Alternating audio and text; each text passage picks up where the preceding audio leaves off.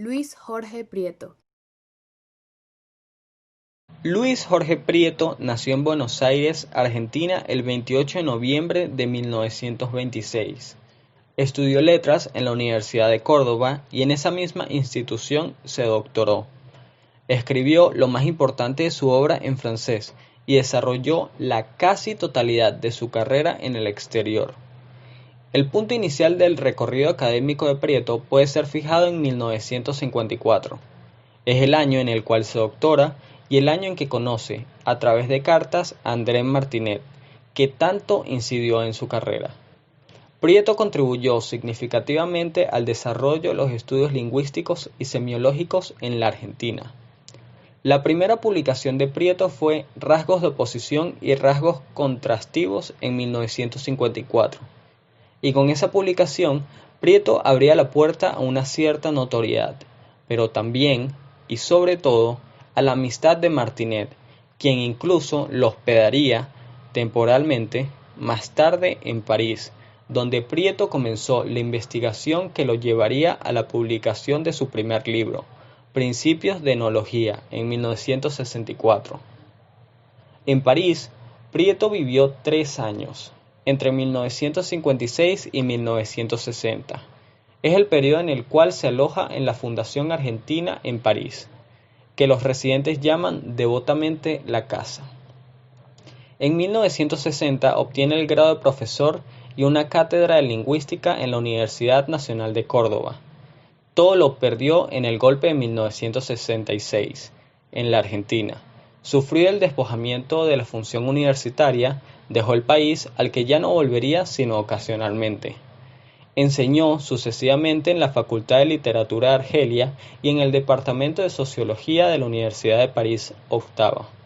Y en 1969 se instaló definitivamente en Ginebra, donde ocuparía la cátedra de Lingüística General que había sido inaugurada por Ferdinand de Saussure en 1907 y que Prieto conservaría hasta su muerte.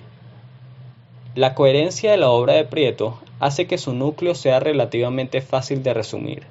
El eje central de su teoría es, sin dudas, el concepto de pertinencia, que el Círculo Lingüístico de Praga había formalizado en la década de los años 30 en los célebres análisis de la sustancia sonora del lenguaje. En 1975, Prieto publica 2 libros, Estudios de Lingüística General y Semiología, donde reúne lo más importante de su producción esparcida en distintas revistas, y Pertinencia y Práctica, el más ambicioso probablemente, donde intenta, como dijimos, siempre apoyado en el concepto de pertinencia. La obra de Prieto, publicada en francés y traducida en gran parte al italiano, continúa siendo poco conocida en el mundo hispánico, cuyas cátedras de lingüística se registran rara vez. Prieto no olvidó su país, con cuyos intelectuales continuó en contacto durante su carrera, y que antes de su muerte dispuso que su biblioteca y toda su documentación científica fuera repatriada, decisión cumplida con prolijidad de Suiza y con pesar por sus colegas ginebrinos. Hoy sus libros descansan en la sede de la calle 25 de Mayo del Instituto de Lingüística de la Universidad de Buenos Aires. Finalmente, Prieto falleció en Ginebra, Suiza, el 31 de marzo de 1996. Semiología bajo la lógica de Prieto. Para Prieto, significante y significado son clases abstractas que articulan los universos de expresión y contenido. El significante agrupa distintas realizaciones de las mismas señales y el significado contiene variantes del mismo mensaje. Juntos, conforman un sistema de signos que es la base para formar una estructura semiótica. En este sistema, las clases se coordinan en semas, los signos siendo solo una subdivisión de ellos. Un ejemplo de este sistema son las señales de tráfico, que con los colores y figuras crean un mensaje. El alto o cuidado son realizaciones específicas de significados. Una señal solo acepta un tipo de mensaje. Cuando se realiza una señal, todos los demás significantes se cancelan. Lo mismo ocurre con los significados cuando se realiza un mensaje. El resto de significantes y significados son llamados complementos y entran en relación paradigmática. Cuando las señales y mensajes están coordinados en un sistema comunicativo, este es un código, las señales siendo su campo semántico y los mensajes siendo el campo noético. Semiología de la comunicación.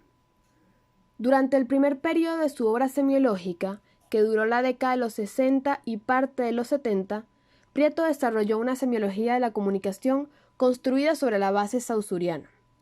Para él, el lenguaje cumplía principalmente una función comunicativa, y por ello se enfocaba en este concepto especialmente, que para él significaba el conocimiento que el emisor quiere transmitir al receptor. En su primer libro, llamado Príncipes de Neología, Prieto parte de la base de que los fonólogos ya se han ocupado lo suficiente de la forma sin tratar realmente el contenido, y de esto se han obtenido resultados cruciales para la lingüística. Por lo que él propone que se debe hacer lo mismo con el plano del contenido, pero sin tomar en cuenta la forma. Desde esta perspectiva, Prieto propone que si los usuarios de un lenguaje captan los significantes gracias al reconocimiento de los fonemas, lo mismo debe ocurrir con el significado. Para ello, comienza desde la oración, que es la única unidad autónoma en el discurso, y la descompone en características de sentido. La unidad mínima de contenido para Prieto es el noema, un objeto compuesto, un conjunto de características distintivas en el cual la presencia de una condiciona la presencia de las demás. Dentro de los aportes de Luis Jorge Prieto a la semiología, encontramos primero el acto sémico, que consiste en que un emisor intenta transmitir conocimiento a un receptor para que este conocimiento sea también del receptor. Como ya sabemos, el conocimiento es un mensaje, y para realizar esta tarea, el emisor debe utilizar una señal, ya sea oral o escrita, y el receptor la reconoce como perteneciente a una clase de significantes, y con la ayuda de la información contextual, eventualmente obtiene el mensaje. También está el acto instrumental, que se describe como la siguiente idea. El significante es el correlato del operante. El significado es el correlato de la utilidad. El operante es una clase abstracta de herramientas, mientras que la utilidad una clase abstracta de propósitos. La articulación de operante y utilidad es un instrumento, el equivalente del SEMA. El objetivo de la aplicación del instrumento es la clase de todas las operaciones que pueden llevarse a cabo con él. Las herramientas serán equivalentes independientemente de si tienen algunas características diferentes, si presentan las características pertinentes para realizar una misma operación y cumplir un mismo propósito. Es decir, serán variables de un mismo operante, al igual que hay variables de un mismo significante. Esto mismo permite pensar en un acto instrumental, análogo del sentido sémico, con la única diferencia de que el acto instrumental no es un acto comunicativo. Luis Jorge Prieto le dio mucha importancia a los problemas que implica el contenido del mensaje, es decir, de su significado. Esta constante preocupación le permitió desarrollar, junto al uso arraigado de la lógica, una concepción personal de la connotación. Esta concepción Prieto la identificó en dos niveles. El primero, el nivel de la intercomprensión, y el segundo, el nivel lingüístico. El primer nivel incluye al segundo y puede condicionarlo dependiendo del contexto que se dé en la comunicación entre el emisor y el receptor. La humanidad como ser comunicativo se ha encargado de incorporar y crear nuevas formas de emitir un mensaje y que éste sea recibido adecuadamente a su manera. Por ejemplo, si a un venezolano le dan a elegir entre un refresco Colita o una Pepsi, puede que casualmente el que se encarga de enviar este mensaje diga la primera opción como refresco Colita. Sin embargo, coloquialmente, un venezolano al solo escuchar la palabra colita ya le sería suficiente y sabrá que se trata del refresco sin necesidad de haber dicho refresco Colita. Con esto Prieto se refiere a que cuando sucede un acto de habla en específico, lo que significa el nivel lingüístico dependerá de lo que está sobreentendido en el nivel de la intercomprensión. Por lo tanto, esto demuestra la ilimitada capacidad del conocimiento humano de determinar y crear nuevos elementos que se pueden relacionar con las palabras ya existentes. Es por eso que Prieto, en su enfoque personal del significado, afirma que la identidad del significado lingüístico es connotativa, ya que de una forma u otra termina aceptando la identidad del significado en la intercomprensión. A mediados de la década de los 60, Prieto plantea lo que sería su contribución más conocida, el acto sémico o acto de la comunicación, el cual consiste en la transmisión de conocimiento a partir de un emisor, quien aspira a compartirlo con un receptor, para que este conocimiento también sea propio del receptor. De esta forma, el conocimiento impartido es un mensaje. Ahora bien, para poder realizar esta labor, el emisor debe de utilizar una señal que reconozca y acepte el receptor. Esta señal serán sonidos cuando el acto sea hablado o grafías cuando el acto sea escrito. El receptor la reconoce como parte de un significante y con ayuda de la información de su contexto obtiene el mensaje. Es así como el emisor pasa de mensaje a señal, de significado a significante, y el receptor al contrario, es decir, pasa la señal a mensaje y el significante a significado. Quisiera comenzar señalando la definición de pertinencia. La pertinencia es la adecuación y conveniencia de una cosa. Es algo que es relevante, apropiado y congruente con aquello que se espera. La teoría de la pertinencia planteada por Luis Jorge Prieto va por este mismo camino.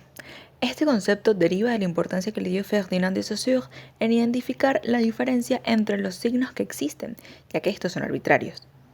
La pertinencia en este caso también tiene que ver con la validez y concordancia de lo que se está comunicando.